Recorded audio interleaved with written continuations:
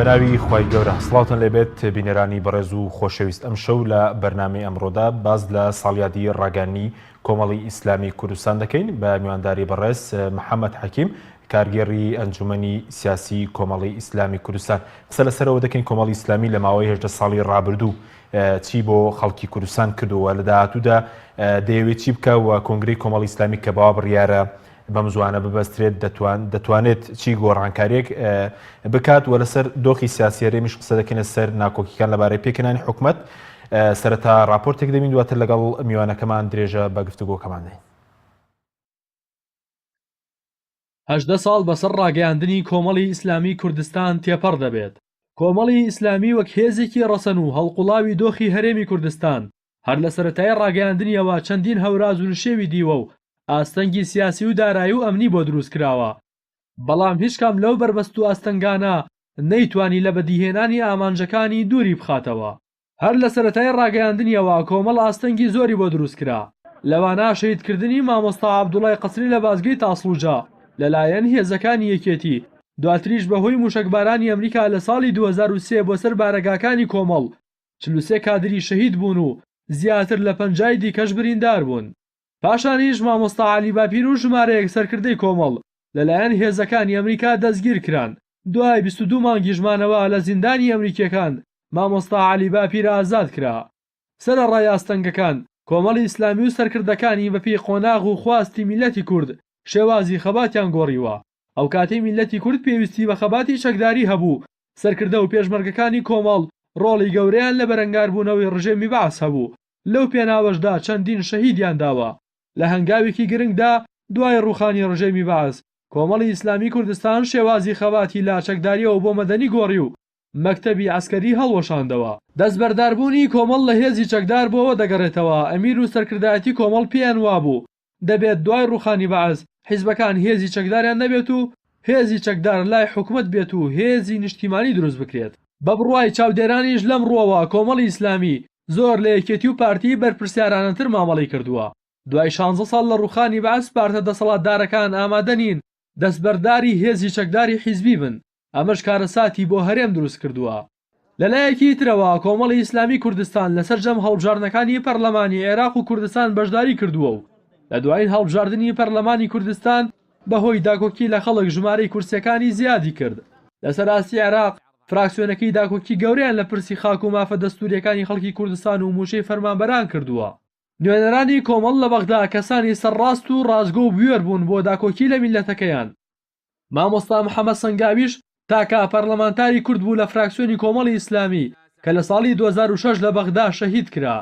لەسەر ئاستی کوردستانیش پەرلەمانتارانی کۆمەڵی ئیسلامی داکۆکیکارێکی سەرسەختی مافەکانی خەڵکی کوردستان بوون. هەمیشە بەرەنگاری گەندەڵی و ستەمکارەکانی دەسەڵاتی کوردی بوونەتەوە.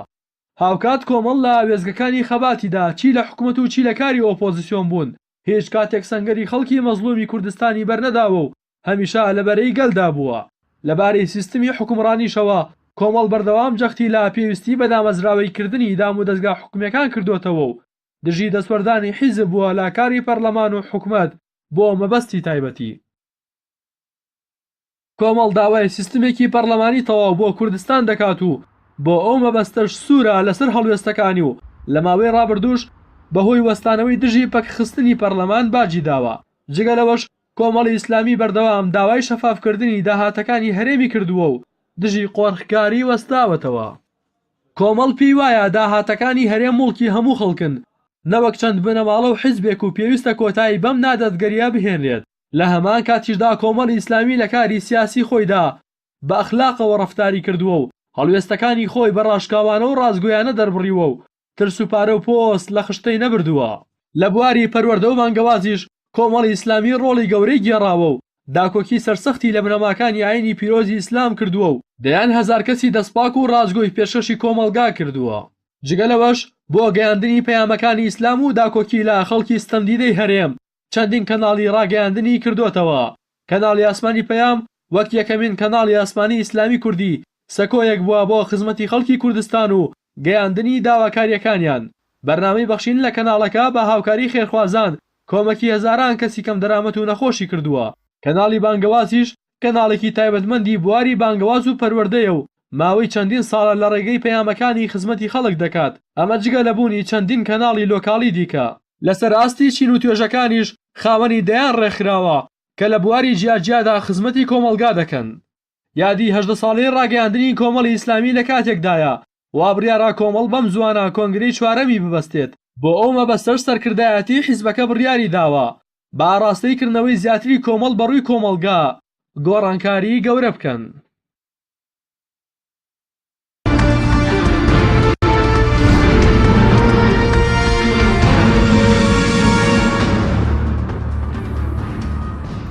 جارێک سڵاوتان لەبێت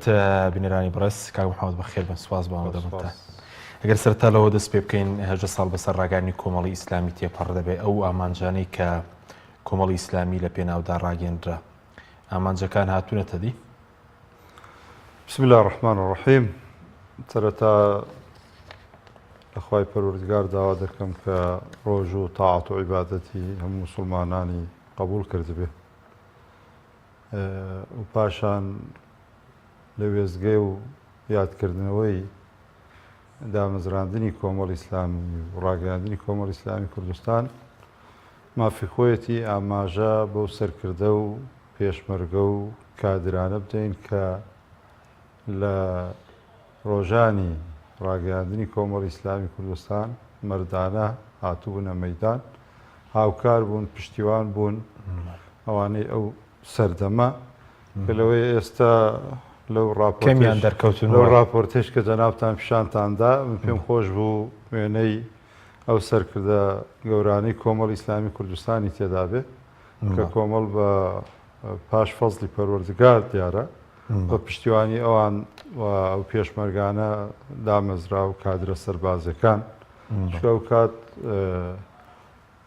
ئەو سەردەمە بارودۆخ و پێکاتەی زوتنەوەی یەکبوونی ئیسلامی کە کۆمەڵی ئیسلامی کوردستان لە نێو ئەو حزبەدا ڕاگەیەنرا زیاتر پێکاتەیەکی سەربازی بوو ئەو پێشمەرگانە ئەو سەردەمە ئەو سەرکردانە لەوانە حاجی دڵشاد کەلاری، حاجی قاسم، مامۆستا نازم، مامۆستا ناسیح، مامۆستا عەبدوڵڵای قەسرێ و زۆرێکی تر لەو برایانەی کە ئەو کات هەبوون و ئەو مامۆستایانەی تر کە ئێستا من ناتوانم ناوی هەموویان بێنم مەسئولی هێزەکان ئەندامانی مەکتەبی عەسکەری ئەوانە خاوەن فەزڵن لە دروستکردنی کۆمەڵی ئیسلامی و لە ڕاگەیاندنی کۆمەڵی ئیسلامی و لە هەنگاونان بۆ گەیشتن بۆ ئامانجانەی کە لە پێناویدا کۆمەڵی ئیسلامی کوردستان ڕاگەیەنراوە ئەو شەیدانەیش کە چی لە تۆپبارانەکەەوە چی پێشتر مامۆستا عەبدوڵڵا و هاوڵانی و پێش ئەوانیش کاک سەردار کەلاری و ئەوانە کۆمەڵێکن کە دەبێ و دوای ئەوانیش کە هەر کەسێک کە بەتایبەت برایانی پێشمەرگەمان لە هێزەکان کە دواتر بە کۆمەڵی ئیسلامی ئەو بڕیارەیدا کە جەنابتانیش ئاماژتان پێدا لە راپۆرتەکە دەبێ ئەمانە دایم لە یادمان بن چکە دوای 18 ساڵ ئەکرێنەوەیەکی تر هاتبێتن ئەوانیان لە بیر چوو بێتەوە و ئەکرێ هەندێک ئێستا هەبن لە ڕیزەکانی کۆمەڵی ئیسلامی کوردستان زۆر زانیاریان لەسەر ئەوە نەبێت کە بەچی ناڕەحەتیەک کۆمەڵی ئیسلامی کوردستان ڕاگەیەنرا ناڕەحەتی دیارە سەرەکی ئەو وردەکاریە بوو کە ئەمیری کۆمەڵی ئیسلامی کوردستان و دەستەی دامەزرێنەرانی کۆمەڵی ئیسلامی کوردستان کردیان کە لە نێو هێزێکی چەکدار بتوانین بە سەڵامەتی و بێ خوێن ڕشتن حزبێکی نوێ ڕاگەیەنین کە ئامانجی خزمەتکردن بێ بە ئیسلام و هەندێک لەو ئامانجانەیش ئامانجی بەردەوامن مستەمڕن مەرجنیە هەمووی کۆمەڵی ئامانجی دیاریکراوە بێ هاتبێتە دی. بەس بین لە ڕووی و لە ڕووی سیاسیەوە ئێوە چیتان کردووە بۆ نمونەوەکو کۆمەڵی ئیسلامی؟ ئێمە وەکو قوتابخانە ئیسلامی کە کارمان تێدا کردووە بۆ قوتابخانەی کە ناسرااو بووە بزوتنەوەی ئیسلامی بزوتنەوەی نەخزەی ئیسلامی بزوتنەوەی یەکپەر و پاشان کۆمەڵی ئیسلامی کوردستان دیارە لەگەڵ ئێمەدا لە ساحەکەدا مەدرسە و قوتابخانەوە کاری دی هەبووە ئێمە وەکو خۆمان وەکو کۆمەڵی ئیسلامی کوردستان خزمەتێکی چاکمان کرد چکە ئێمە کە ئەو کات هەبووین لەو دەستە دامێنزرێنەرە بووین زانیومانە بزوتنەوەی یەکبوون بەرەوچی هەڵدێرێکە چێ و مەقاتڕەکان چییە و مەترسیەکان چییە و چی پەیدا بوون و پەیوەندیان بە چیەوە هەیە و دواتر قسەکانی ئێمە و پێشبینەکانی ئێمە و مەترسیەکانی ئێمە دەرکەوت کە لە نێو بزوتنەوەی یەکبوون هێزێکی ئامادەکراو هەیە کە سەر بە قوتابخانەیەکی دەرەکیە بە تەوجیهاتی ئەوانە جوڵێتەوە و بەرنمەیان لەگەڵ بەرنامەی بزوتنەوەی یەکبوونی ئیسلامی یەک ناکاتەوە ئەو کات هەلومەرجی بزوتنەوەی یەکبوونی ئیسلامی لەو ئاستەدا نەبوو کە مۆنۆپۆل و کۆنتترۆلی بارودۆخی هەموو ناوچە و مەزدەری هێزەکانی کۆمەڵ بزوتنەوەی یەکبوونی ئیسلامی بکە ئێمە ڕەوتی کاری ئیسلامی و بەشێک لە ڕەوتی کاری ئیسلامی لە هەرێمی کوردستان ڕزگارمان کرد لە ناوچوون و دواتریش دیارە باشە ڕووداوەکان و هاتنی ئەمریکا و لێدانی و ناوچەش بەشێک بۆ لەوەی کە ئێمە پێشبینی و مەترسیمان خۆتانەوە خاوەنی قوتابخانەیەکی سەربەخۆ هەڵقوڵاوی دۆخی کوردستانە نێوە ئێمە بەڵێ وابەستەی قوتابخانەیەکی دەرەکی وابەستەی قوتابخانەیەکی دەرەکی نین نەخێر ئەو واقعە نەگوەکو بڵێ ئێستا ڕاکردن بێ لە قوتابخانەیەکی دەرەکیەوە کاتێک کە شانازی بۆ تۆ سەر بە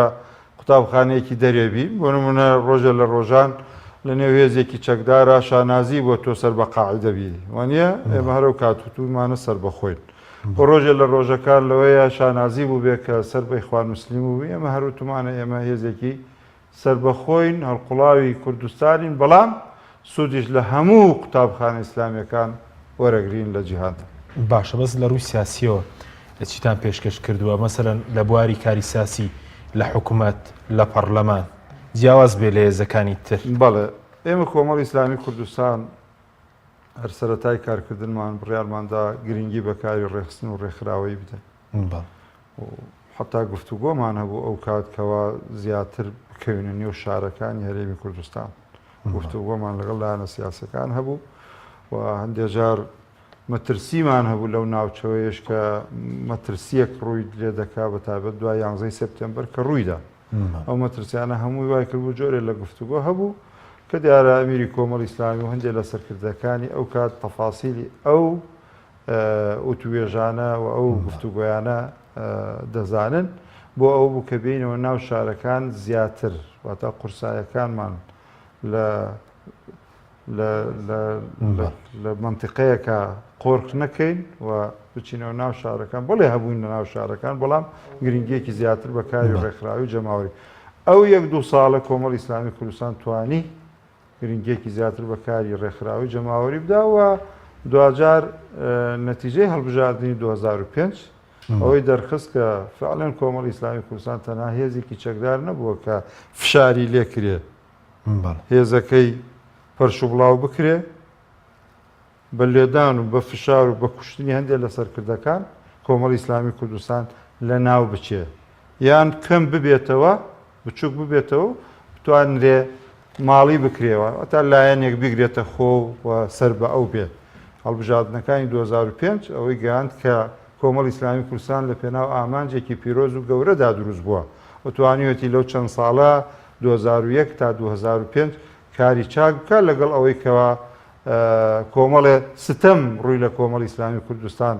لەو ناڕەحا لەوکاری چاکیەوە چی بووە چی لە حکوومەت چی لە پەرلەمان ئەگەر وەختێک بەژداریان لە ئۆپۆزیسیۆن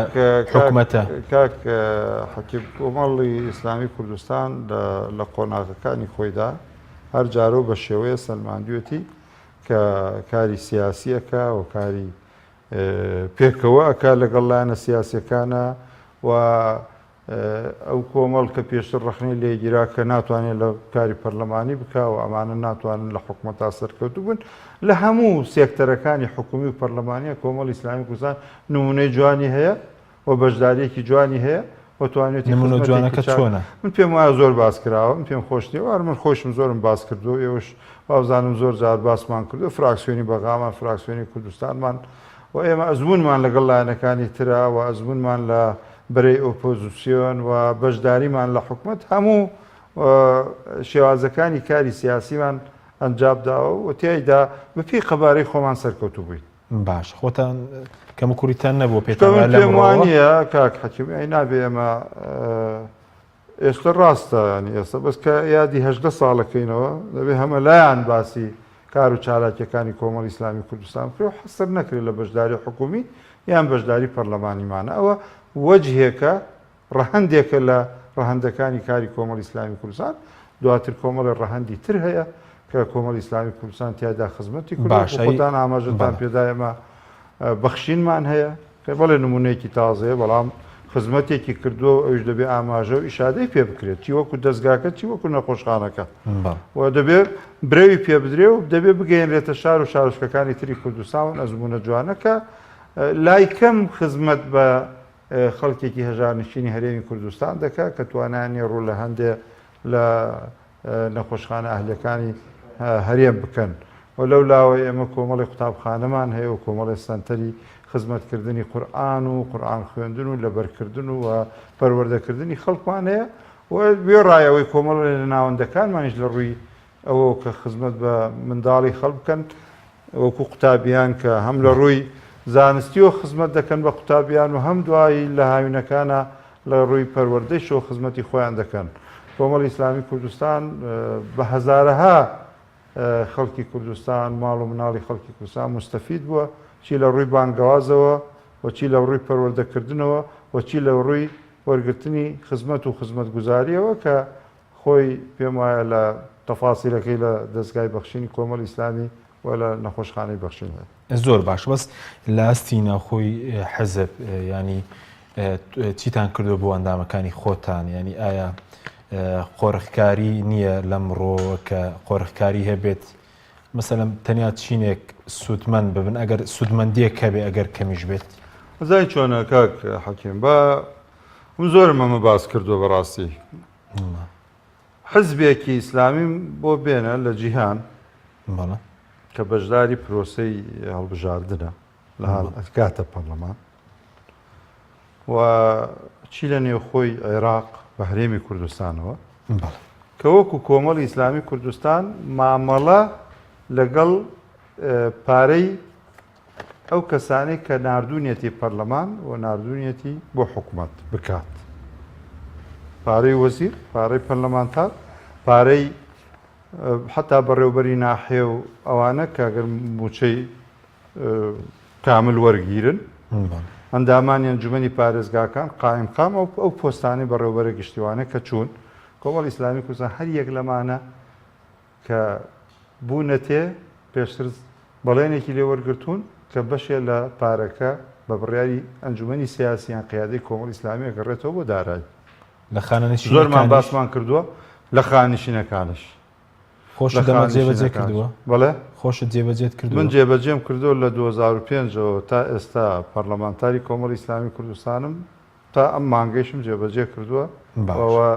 دارایشەوە لێرێشۆ داوە لە برایان و خوشکانی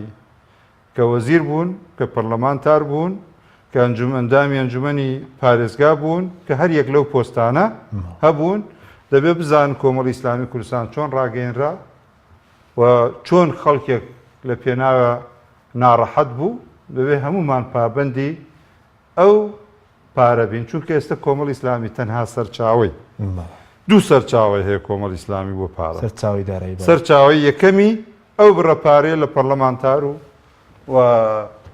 وەزیر و چی هەند چی خانشینەکان یێتەوە دارایی سەرچاوی دومی سوالکردنە ئەگەر تعبیرێکی جوانیش نەبێ بەڵێ سوالکردنە و لەوێ زۆرێک لەوانەی کە ئێمە ڕویان لێنین ئێستا گویان لە دەنگمان بێ و ئەوە حەقیقەتی تر کۆمەڵی ئیسلامی کوردستان باسی قۆرخکاری دەکرێت قۆرخکاری لە حزبێک بۆ مەڵبەندێکی گەورەی وەکو هەولێر یان وەکو سلێمانی 2 ملیۆن مانگانە بووچە بدا قۆرخکاری لە چیا بێ یەکەم حزب بووین لە بودجەمان لە ڕۆژنامەی کۆمەڵ کەشف کرد بڵاو کردەوە یەکەم حزب بووین داوامان لە بە ئیعلامیش بە ڕاگەیەنرا و داوامان لە دەستگای چاودێری کرد بێت ئێمە ئامادەین کە وەکو حزبێکی سیاسی سازیرە و واریدە و داهات و سەرفیاتمان بخەینە گۆڕێ بەس یەک شت کاک حەکێم من پێم خۆشە ئەوەش بڵێم یعنی زۆر جار ئاماژە کرێ مەسەلەن خۆی بەشێک امتیازی وەرگرتووە ئەنووسێ لە پۆست و لە فەیسبوک و کاتێ ناڕەحەتە بێت لە کۆمەڵ خۆی سەیرەکەیکی لەوانەیە کە امتیازی بەرکەوتووە نی خەڵکە بۆ امتیازی وەرکردو دوایش بەڵام ڕەخناگرێت لەسەرێ ڕەخناگرێت لەسەرێ جا من بۆیە لە خزمەت برایانی ئەوانەی کە مؤسسینی کۆمەڵی ئیسلامی کوردستان ئەزانن بەچی ناڕەحەتیەک بە تایبەت ئەو ماوەی کە مامۆستا عەلی باپیر لە ساحەکە نەبوو بەچی ناڕەحەتیەک لەگەڵ مام جەلالە و لەگەڵ یەکێتیا بە تایبەت لە ڕێی ئیدارەی یەکێتیەوە ئیدارەی حکوومەتە و کات دوو ئیدارە بوو چۆن هەوڵوانداوە بۆ شەیدەکانمان بۆ کەمەندامەکانمان چۆن هەوڵوانداوە بڕێ لە برا پێشمەرگەکانمان بە پۆلیس دامەزرێنین ئەم وڵاتە وڵاتێکی ئەوروپی نییە لە دەرگات بدا بڵێ مافی خۆتەوەرە ئەو مەعاشە وەرگرا وانە هەر کەسێ لە کۆمەڵی ئیسلامی کوردستان امتیازێکی بەرکەوت بێ وایەنە امتیاز لەوێ برایەکی پۆلیس بوونەکەی بە امتیاز و ڕەخنە بگرێت لە کۆمەڵی ئیسلامی کوردستان ملیۆن و 200 ملیۆن و 100 هزار وەرەگری خۆکە کۆمەڵ نەبێ چۆن تاعی نەبووی وانە یا مەسەلەن ئەندامی ئەنجومەنی محافەزەیە لەوەی مەسەلەن بەیانی بڕیارێکی جیا بدا کاکە ئەو دەنگانەی کۆمەڵی ئیسلامی تۆی گەیاندوتە ئەوێ وایە ئەمن ئەخلاقیەن نازانم ینی ئینشاڵڵا من لەوانە نابم کە کۆمەڵی ئیسلامی کوردستان جێبێڵم بەڵام پێم وایە ئەخلاقیەن ئەوەیش کۆمەڵ جێبێڵێ دەبێت التزامە مالیەکەی بمێنێ بە کۆمەڵی ئیسلامی کوردستانەوە بە دەنگی ئەو خەڵکە ڕەش و ڕوتە تایبەت ئەوانەی کە کۆمەڵی ئیسلامی کوردستانیان ڕاگەیان کۆمەڵ دروست بووە ئێمە ئەمیری کۆمەڵی ئیسلامی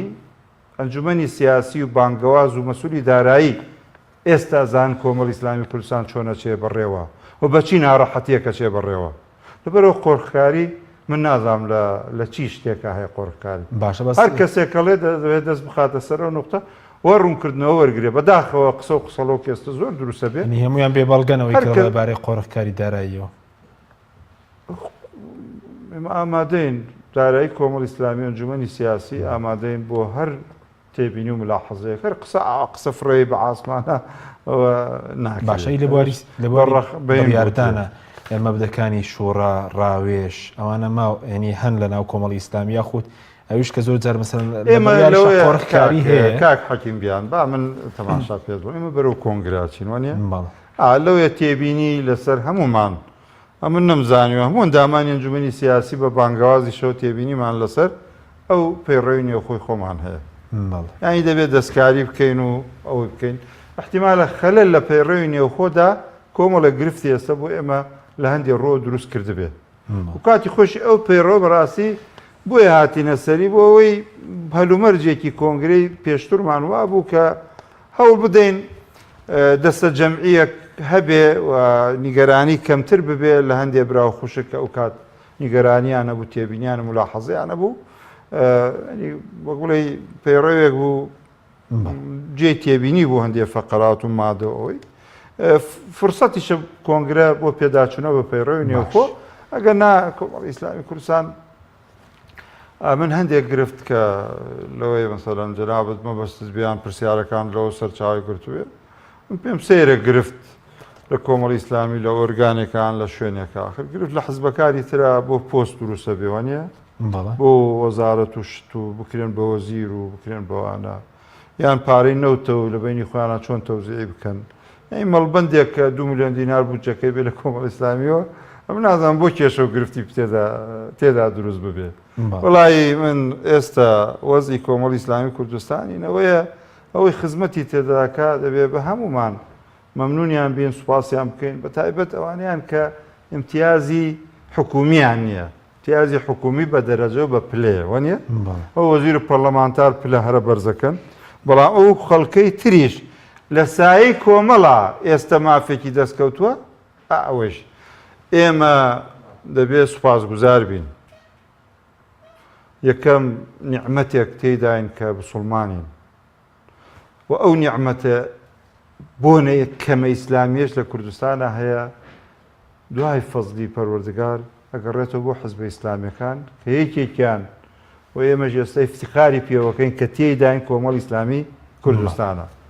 دەبێت هەمومان دیارە بە تایبەت ئەوانەی کە لە سایەیە پارەیەکێتە گورفارمان هەر هەمووی کە 2,000 کەسنەوانە ئەوە 15 کەس نین ئەوەیە کۆی کەیتەوە 2,000 کەس بن ئەوانە هەموو دەبێ مەمنون بین مەمنونی کۆمەڵی ئیسلامی بین گەرم و گوڕ بین تێیدا و تێیدا کار بکەین و تێیدا شانازی پێوە بکەین ئەوە مافێکە لەسەرمان چکە ئەو وەسیلەیەکە ئەگەر نا ئەی نازام ئەگەر بتیان ڕەفسنجانی کاتێوتێتی ئەگەر کوردی ڕۆژ هەڵات ینی گۆڕانکاری بکە و چاوی لە ئەوەیە با تەماشایەکی باشوور بکەوە نیە شتێکی وا بیستووە ئەم شەڵێم ئێرەی ئەم باشوورەی خۆشمان ئەگەر ئەوانەی بە فەزلی بوونی لایەنە ئیسلامیەکان نازانن با سەیرێکی ڕۆژهەڵات و ڕۆژ ئاوا بە تایبەت بکەن و باکوور بکەن بزانە وەعی ئیسلامی لە کوردستانی خۆمان هەیە چەند لە پێشترە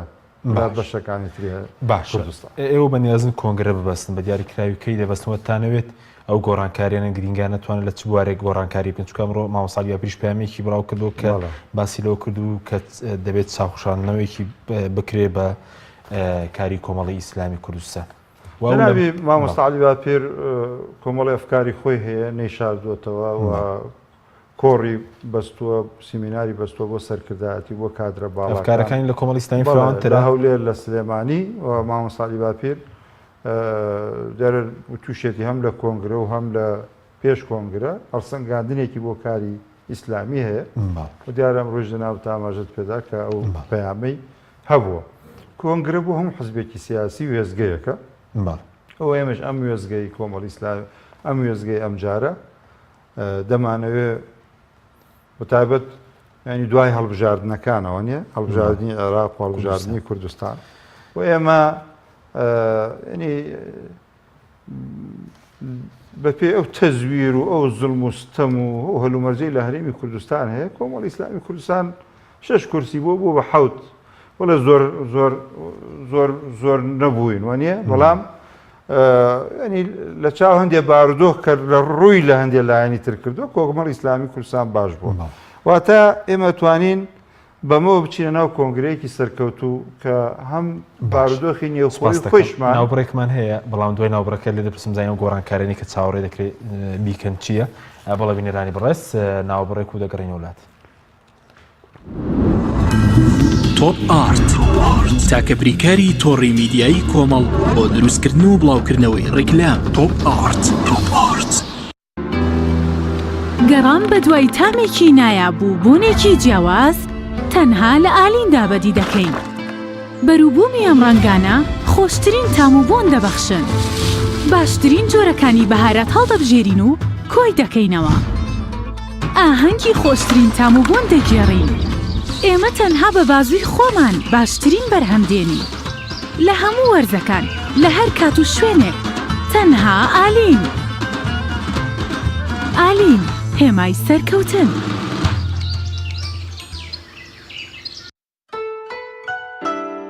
لە دەستپێشی ڕۆژدا کووپێک چای مەلیک پڕت دەکات لە وزە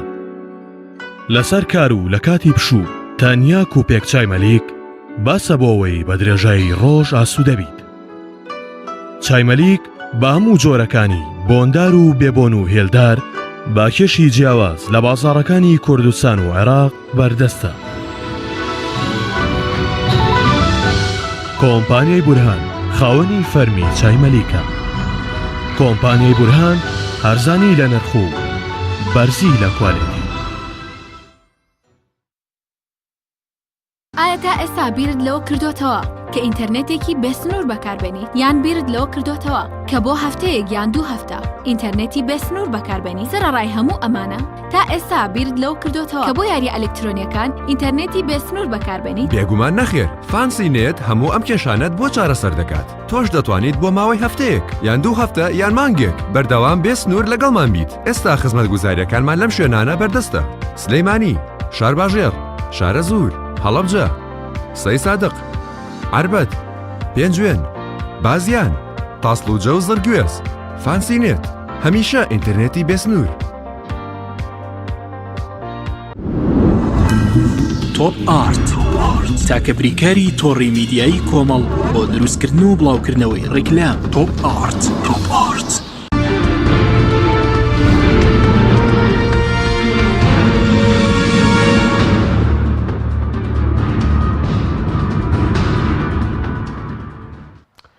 جارێکتر سڵاتان لەبێت بینەرانی بەڕێز. کاک محەممەد پێش ناوبڕەکە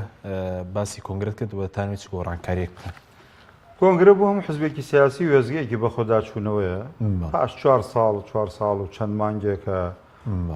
بەسەر کاروباری کۆمەڵی ئیسلامی کوردستان لە ڕووی سیاسی لە ڕووی خۆی لە ڕووی بانگەواز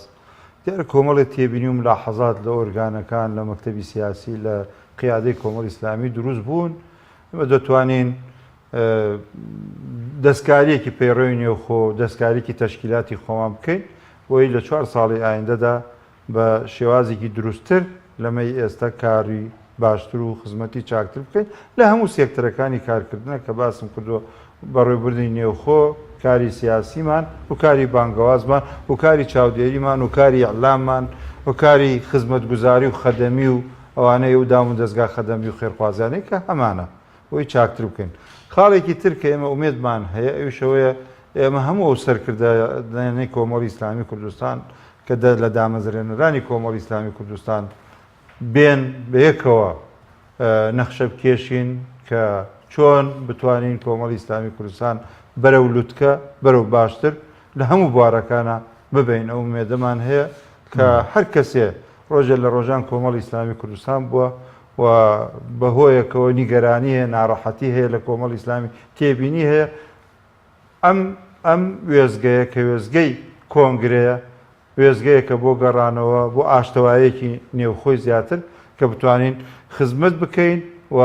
چۆن کارەکان بەڕاوێژ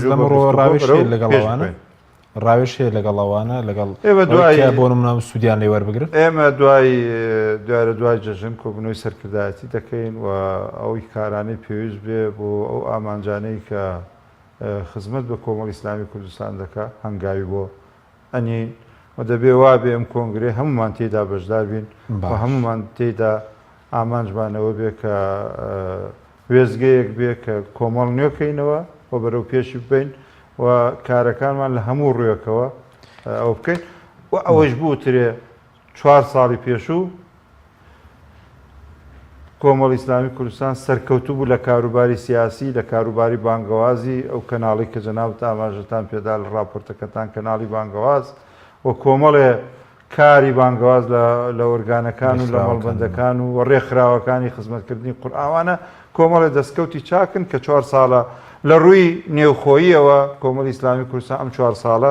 4 ساڵەکانی پێشوو میزانی هەبوو لە حکوومەتی هەرێمی کوردستان ئەم جارە بڕاوە بەو نەبوونیە کۆمەڵتوانیوەتی بە ئەوەندە پەیداکە کەناڵەکانی بەڕێوە بچن ئەم کەناڵی کە جەنابەت ئێستا تێدان بەرنامەکەی زۆر بە زەحمەت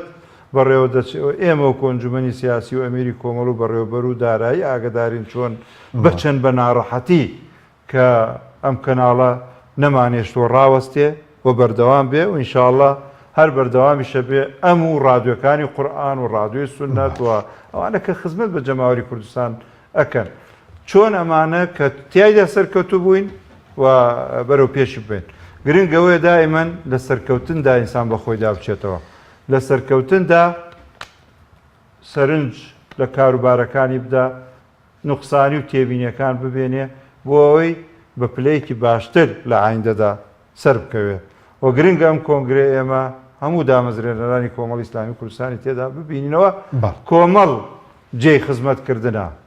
ئەوەی لە قوتابخانەی کۆمەڵەوە نزیک بێ کۆمەڵ جێی خزمەتکردنە چونکە کە دەرئەچی نازانی چیەکەی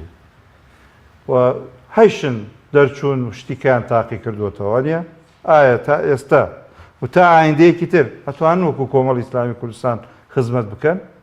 لە چاکتر وایە پێکەوە کار بکەین و کاری جەماعیش کاری پێکەوەیش بەتابەت لەم سەردەمی عەولەمە و سۆشیال میدیایە بێعەیب نابێ بێکەم و کورتی نابێ کاری بێعەیب و نوقسانی لە هیچ شوێنێک نییە دەبێ ئێمە پێکەوە بین و دەبێ سەبریش لەسەر پێکەوە بوون بگرین چونکە نەفسێتی مرۆڤەکان ژایە بەڵام دەبێت پێڕێوێکی نێوخۆشە بێ هەمومان پێ و پاپند بین بە کاری پێ بکەین وە ئەم کۆنگرێژ دەرفەتە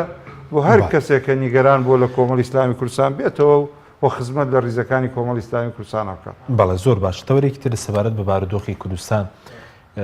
سەبارەت بە مەسەلەی ئێستا و ناوکۆکیانەی دروستبووە تایبەتی لە نێوان پارتی و یەکێتی سەرنجستان سەرە و ناکۆکیانە کە ئەگەری هەیە پێکەرانی حکوومەتیش زیاتر دوا بخات. واللهی ئەم برادرانە زۆریان وت کە کابینەی پێش و پێنج لایەن و فەشەلی هێنا و ینی زۆریان وت ئەو تا بۆ خۆشیان لە سەرەتاوە پێنج لایەنەکەی پێش و زووتر پێکێنراوە نیە بەڵام ئێستاوان بە سێلایەنیش ئەوە تایە چەقوینەوە بەرەو پێش ناچن و تا ئێستا ناتوان هەنگاو بنەن و هەموو گرفتەکانی زیاتر لەسەر پۆستە و لەسەر لەسەر کارنامەی حکوومەت داواکاری خەڵک هیچ لەسەر کارنامە ئەوانە نییە لەسەر پۆستە و لەسەر پلێ و لەسەر ئەوانەیە و هەندێ ئاهد و پەیمان لە نێو خۆیانە هەیە و ناگەنەیە و بەتای بەدەم دوایەکە لەسەر پارێزگاری کەرکووک بووە کە یەکێتی بە مافی خۆی ئەزانێت بە ئەو پاڵێورانەوە کە یەکێتی دەستنیشانیەکە پارتی سەرۆکی پارتی ڕەفزیەکە پێی قبول نییە و ئەم 16 ئۆکتۆبەرە لە بین ئێمانەیە بۆتە ینی پاساوێک وەکو عەرەبەڵێ بۆتە قەمیسی عوسمان ینی ئەوە مەثەلێکەوە وترێ ینی ئێستاش نازانێمە چۆن ئەم 16 ئۆکتۆبەر کێ کردوێتی کێ نەیکردووە چۆن بووە و چۆن نەبووە و تەفسیلەتەکەی چیە ئەوەندا زانین ئێمەی کورد کە نیوەی خاکی کوردستانمان لەدەستدا و ئێستش ئەوەی کە لە کەرکووک و ناوچانە ئاژێن لە ناڕەحەتی ئاژێن و مەترسی زۆر مەترسی کە ڕوویان لێ دەکا و دیسان مەترسی تعریب ڕوو لەم ناوچانە دەکا هەمووی ناگەنەیەک لەسەر بەس پێ بەتەوەتی بۆ کەرکووک ینی پێ دوێ نەدەبوو سازشیان بۆ یەکتر کردبایە بۆ نم ناودۆخی کە بەسەر خەڵکی کورتاد لەو ناوچانە ئێستش مەسەلەن پرۆسەی تعریب هەیە کە هەندێک عەرەبی هاوردە گەڕاونەتەوە بەتایبەتی کە ئێمە لە بەردەم سەرژمێریش بە قسەی ئێمە ناکەن ینی قسەی ئێمە نەوەک حەزب نەوەکو ئیعلامی و نەی ئیعلامەکانی تر خۆیان چۆنیان بێ ئاوا ئینەکرێ بەڵام حەقەتەن ئەو پاساوی 16 ئۆکتۆبەر پاساوێکی لە جێی خۆی نییە بۆ ڕێگرتن لەوەی کەوا نەگەن بە یەک تۆ بڵێ وڵاوی دەستیە لە 16 ئۆکتۆبر هەموو یەکێتی دەستیە لێ خۆ یەکێتی نەبوون لە یەکجیا نەبوونەتەوە نیە تۆ لەم لاوە تەعامل لەگەڵ یەکێتی نیشتیمانیەکەی وایەنە لەو لاوەڵەی کێ دەستێ بوو لە 16 ئەوە بینی خۆیان دواتریش ملەتەکە زەرمەند دەبێت لەوەی کەوا حکوومەت پێک نەیە و گرفتەکان لەگەڵ بەغدا بەس ئێوە مەسەن لایەنەکانی تر ڕۆڵتان چییە بۆ نمونە هیچ ئەرکی خۆتان بەرامبەر ئەوان پێکەوە حکوومەتیان پێکێناوە خۆیمان قسەی باشمان بۆ کردوونەوە هەر گفتوگۆیەکە بێ هەر قسە هەر دیدارێکە بووێ پێمان وتونی بە خەڵکێکی دروستۆزیم بە خاک و نیشتیمانێ لە کاتێکە لە گفتوگۆکانی پێکێنانی حکوومەتانین بە پارتیمانوتووە بێ یەکێتی ناکرێ بێ یەکێتیشمانوتووە بێ پارتی ناتان کرێ بۆ خۆ بۆ نەک لەم بەینا گۆڕان عاجز بێ بڵێ ئێمە نا لەبەرەوە ئەوە حەقیقەتی کوردستانە دوو پێشمەرگە دوو ئاسایش دوو دژە تیرۆر دوانە هەمووی دوانەیە ئەمانە ئەگەر پێکەوە نەیان کرێ با تا دوو ئیدارەی و جیایی و ئەوانە بۆ ئێمە دڵسۆزانە پێمان وتون و ئەوەش مامۆستا عەلی باپیر لە چاوپێکەوتنی ڕۆدا و باسی کردو حکوومەتێکیش تێدا نەبین ئێمە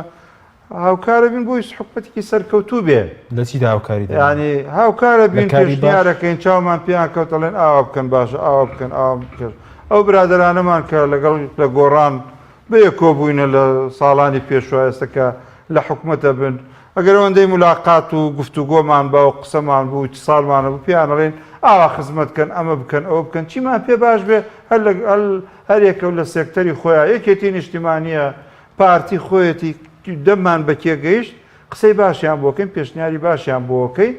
و شتێک پێمان باش بێ پێشەوەی ڕەخنیان لێ بگرین پێیانەڵێن بەڵام ئەگەر هەر چاکیان نەکرد ئەو ئێمە لە ڕەخنەی خۆمان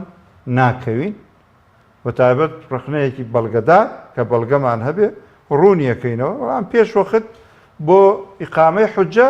پیانەڵێن کە ئاوا پێمان وای ئاوا لەگەڵ بەغا ئاوا بکەن لەگەڵ ناوچە چاوەکانی جێناکۆک ئاوا بکەن بەرامبەر بە قەزەی دارایی ئاوا بکەن بەرامبەر بە گەندەڵی ئاوا بکەن کاکە من پێم سەیرێ ئێستا هەندێک کەس ئەڵێن فڵانکە سەرکەوتوو بووە فڵانکە سەرکەوتوو بە باش ئەمانە سەرکەوتوو بنێ گەندەڵەکە لە کێ کردوێتی وەرەکە خۆی نەیکردو خۆ چاوی لە نوقانەوە نییە یعنی ئەوە بە حەقیقەت ینی بارودۆخی ینی کاکەوتە مەسەرەن ئافرەتە خێزانی وەزیری نەوت بووە نیە ئێوە جێ تەحقیق نییە و نامەیە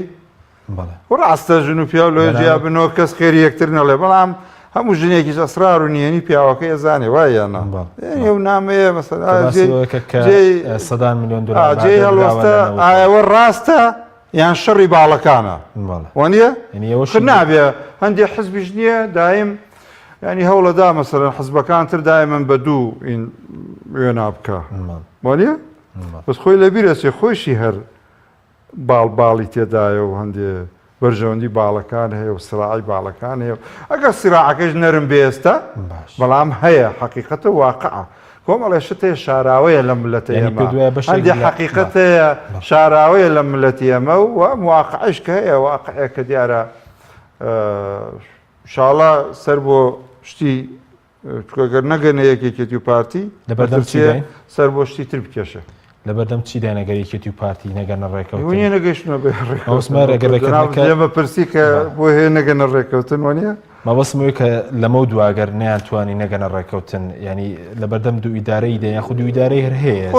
دوو ئیدارەی هەمووی ڕەفزیەکە وانە خۆی دوو ئیدارەی بە شێوازی لە شێوازەکان هەیە وەکو واقع هەیە وەکو مەزلومێت وانە ناوچەی سلێمانش خۆی بە مەزلومە زانێ وەکو ئەو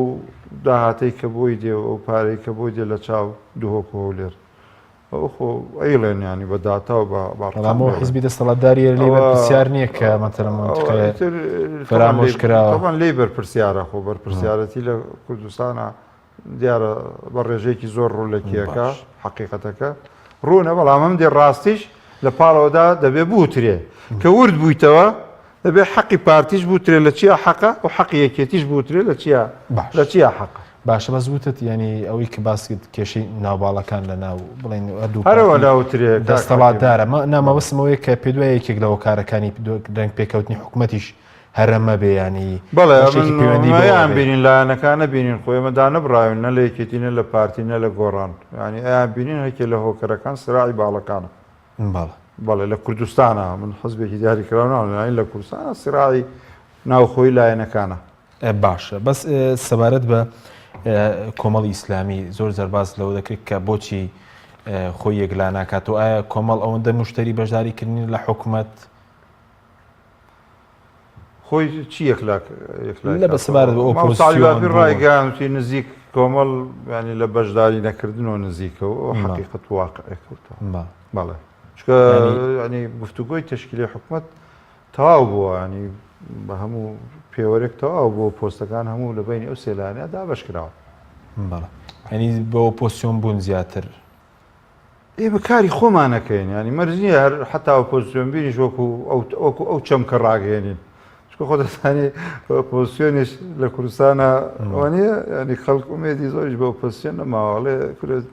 چل کورسی بوون هیچیان نەکرد کورە ینی ئەوە کاری خۆمانەکەین ئەو کارانەی کە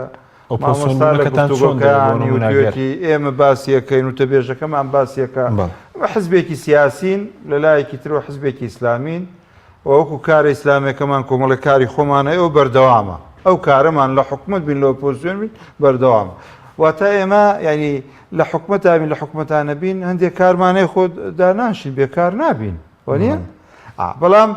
ینی لە حکوومەت بوونا هەندێک ئەرکی تر تەخاتە سەر لە ڕووی سیاسی و لە ڕووی هەندێک سێکتەری ترەوە گفتوگۆکان لە نێوان یەکێتی و پارتی و گۆڕانە تەواو بوون و حکوومەت تەواو کراوە بەڵام هەر شەکراو خواردنەوەکەی ماوە کە بەتەمان شاڵاگەر پێک بێن لەسەر هەندێن یەکێتی و پارتی و گۆڕان حکوومەتەکە پێک بێ و ئێمەش کاری خۆمانەکەین کاری خۆمان وتمان دڵسۆزانە شتی باشمان بینی دەستخۆشیەکەین شتی خراپمان بینی چاوپۆشی لێ ناکەین وایڵێ بەس بەلاتەنەوە ئاسایی مۆسەلا گەر باڵەوەی هۆی هەڵوێستەکانی ڕابردوو بێ هەندێک لایەن نیانەوێ ئێوە بمەژار بن لە حکوومەت ینی پێتاوای جێ شەنازێک لەسەر خەڵک ینی پەراوێستریش بخرێن بۆ من ئەگەر پەراوێست خستنێکە بێ کۆمەڵی ئیسلامی کوردستانی پەراوێست خستن نییە بەڵێ لە سەتا حوتی دەنگی هەرێمی کوردستانمان هێناوە ئەویش بە وەزعی کە هەیە بانێک لێمەوە نیە ئەگەر نا حوت لە واقع و لە حەقیقەتدا چەند کەڕەت حوتێ بگەێنێ کۆمەڵ ئیسلامی ڕێگ و ڕیشەی هەیە نە بەوەش بچووک نابێتەوە مەسەلەن بەیانی من نیگەران بوو دوو ڕەخنێ لێگرم وانە کۆمەڵ ئیسلامی کاروانێکە ئەچێتە ڕێوە خزمەتەکە و دیارە ئامانجی ڕەزامەندی پەروەردگارە و پاشان خزمەتی خەڵکە خزمەتی خەڵکی کوردستانە و خزمەتیشمان کردووە بەداتا و بە ئەرقام و بەوانە و خیانەتمان لە ملەتی خۆمان نەکردووە بەشداریش نەبوو لە گەندەڵی بە پێی ئامادەین هەر گەندەڵیەکە بوو بێ هەر گەندەڵیە ئەم سەرمایهداری زۆر گەورە هاتووە بۆ لام پرۆژەیە بووە بۆ وەزیری زراعەمان توێتی بۆ کۆمەڵ زۆر بە سوودە و 150وانە ڕەفزمان کردووە یەک وەزیرمان یەک پرۆژەی کە ئەو برادرەکە لە مەگەڵ من قسەیەک وتی من هەموو لایەنەکانی تر ینی ئاواشتی وامان هەبووە و ئاوا وەکوڵی تەساهل لە ئیشێکە لە کارێکە ئەوە ئێمە خۆ چاودێری نییە لە هەرێمی کوردستان وانە هەیە خۆ مەوجودە ئەتوانێت کاری وەزیرەکانمان کاری خۆ وەزیرە ئەگەر این بکرێت پەرلەمانتار معاشێکە بەڵێ لە چاوەزی کوردستان زۆرە بەڵام بە قانونێکە درێوانە تا ئێستا معاشێکە ئەدرێ ئێمە وەکو کۆمەڵ هاتوینە و معاشەمان لەگەڵ ئەو پەرلەمانتارانە کردوتە نیوە لەگەڵ وەزیرەکانە نیوە نەختێ زیاتر نەختێک کەمتر هەر ئیترای نازام گەندەڵێکە لە چیایە لە کۆمەڵ ئیسلامی تێدا بەژور بێت نەوتە نیمانە لە پرۆژە و زەی و زارمان پێدرابێ نا 8 ساڵە لە چەنەوە لە 2006 ئێمە ئەمری مامزەلاریشمانەیە لەم شارەیە زەویەکمان بوو بارەگای مەکتەب سیاسی ئێستاشێکی نیشتیمانی نەیدا پێمان مامزەلاریش وەفاتی کرد و لەمانەی دوای مامزەلاریش تاکیدمان کردوتە تا ئێستا بەخشینە مانگی 2-3 دەفتەر کرێدن نیانە شوێنێک جێگایەکیان پێ نادرێت کە هەموو دەوری شەستی و ناو سلێمانی و هەولێر لەم ماوەی فەراغی حکومەتە زەویزاری کوردستان 1970 تەوزیع کراوەکو باسە کرد تەوزیع کراوە و بۆ مەسلحەت و بەرژەوەندەکان ئێمە وەرم بزانین شتێکمان بەرکەوتوێ شتێکمان دەستکەوت بێ باشە بەس نیم خولە کاتشم نەماوە سبارەت بە مەسەلەی سیستەمی پەرلەمانی هەندێکیان باسن لەوە دوایین کۆبنەوە پێنج قۆڵی کە بەڕێزی لێوی ڕازی بوون بۆی کە سەر و لە ناو پەرلەمان هەڵبژێت ڕاست نییە بەڵام دەسەڵاتەکان نازان دێ برادر قساکە هەر برادری حزبێک کە قساکە با مەسوولەکەی کە لێوێ بۆ قسە بکە